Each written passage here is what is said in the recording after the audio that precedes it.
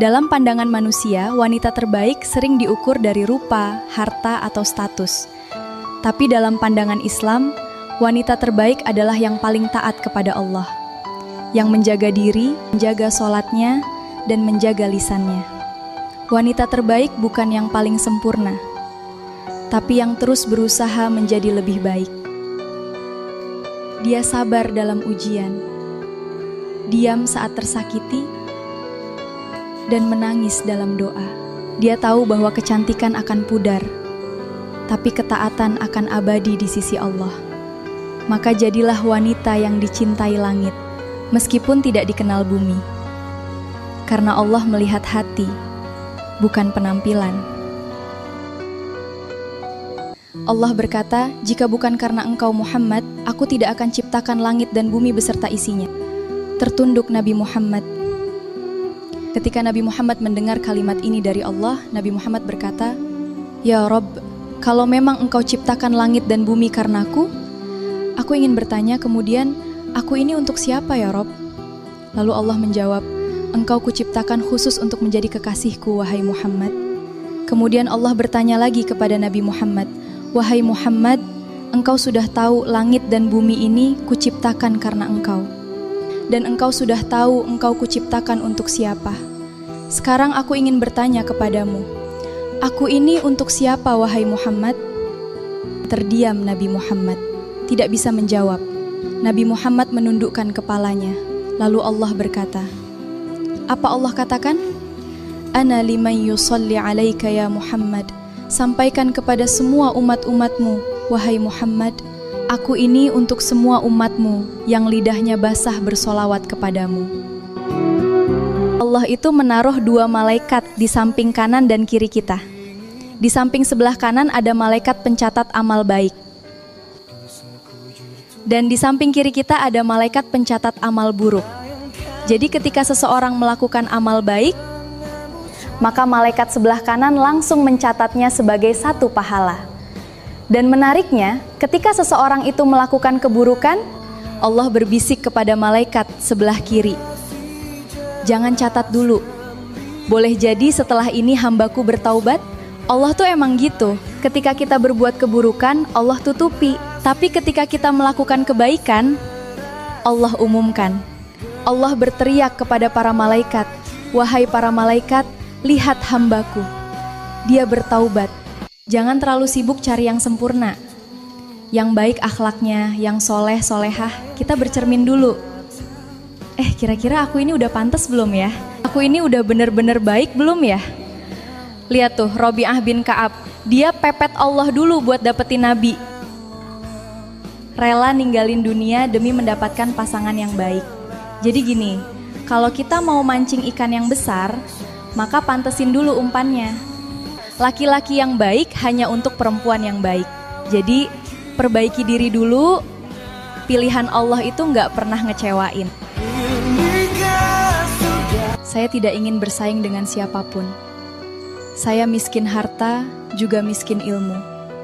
Tidak ada yang bisa saya banggakan. Mau menjatuhkan saya, silahkan.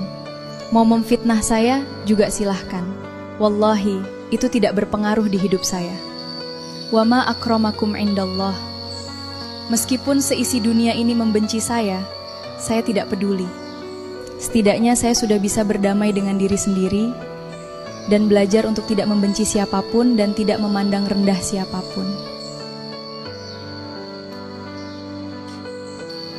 Jangan menyerah hanya karena jalan terasa berat. Allah tidak melihat hasilmu, tapi usaha dan sabarmu. Setiap doa yang kamu panjatkan, tiap air mata yang kamu tahan, semuanya Allah hitung.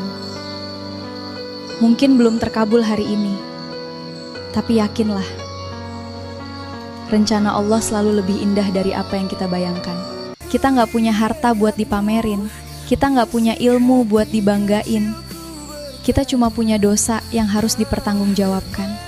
Quran surah ke-31 ayat 19. Wamshi fil ardi hauna. Belajarlah sederhana dan jangan berbangga diri.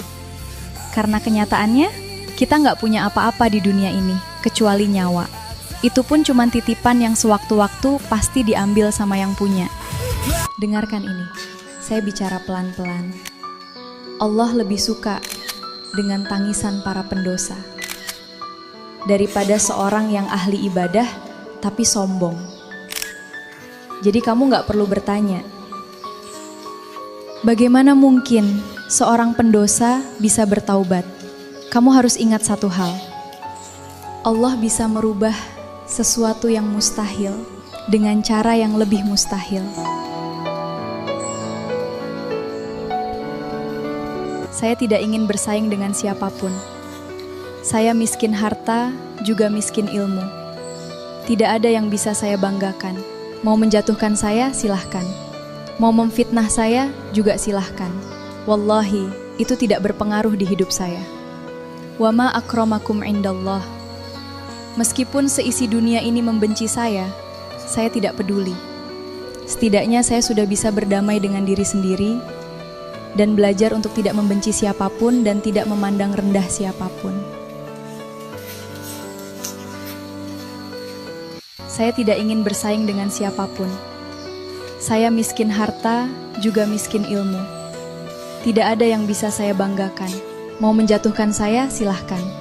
Mau memfitnah saya, juga silahkan. Wallahi, itu tidak berpengaruh di hidup saya. Wa ma akramakum indallah. Meskipun seisi dunia ini membenci saya tidak peduli. Setidaknya saya sudah bisa berdamai dengan diri sendiri dan belajar untuk tidak membenci siapapun dan tidak memandang rendah siapapun. Imam Ali pernah berkata, "Jika Allah mengabulkan keinginanku, aku bahagia. Tapi jika Allah tidak mengabulkan keinginanku, aku justru lebih bahagia." Kenapa? Karena yang pertama keinginanku, yang kedua keinginannya Allah. Dan apapun yang menjadi keinginan Allah sangatlah baik bagiku. Ketika Nabi Muhammad sedang sakit, terbaring lemah beliau di tempat tidurnya. Datang Israel pun izin untuk mencabut nyawa Nabi. Apa kata Nabi? Ketika itu ada Zibril. Lalu Nabi berkata, "Ya Khalil, ya Zibril, wahai kekasihku Zibril, aku belum puas meninggalkan umatku jika belum diberikan jaminan oleh Allah." Pergi Zibril menemui Allah. Fa'ala Zibril, basirhu ya Zibril, innahu aulunasin, wa basirhu innahu muharramatu dzanah ummam. Qabla an taquluha ummathu. Wahai Zibril, sampaikan kepada Muhammad, dia manusia yang pertama kali akan aku bangkitkan di hari kiamat.